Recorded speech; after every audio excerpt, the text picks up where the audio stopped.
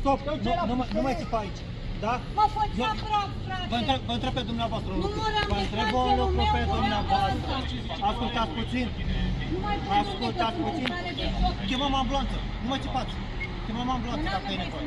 Ok. Eu vă întreb un lucru. Da. S-a întâmplat un eveniment. Nu sunt victime. Păi vreau să mă urc în mașină. Pe unde vrei să mă urc? Pe trotuar? Să zbor așa? Ok. Așa. Cum vroiai A să spus mă că urc? erați mai în spate dumneavoastră. Păi veni! Ambulanță? Pentru ce sunteți așa recalcitrat? Spuneți-și. Ce s-a întâmplat? Doamna este agitată. Ce? Este vorba de... Ce s-a Că întâmplat? puteam să fiu aici, să mai cu un pas în față, să mă facă...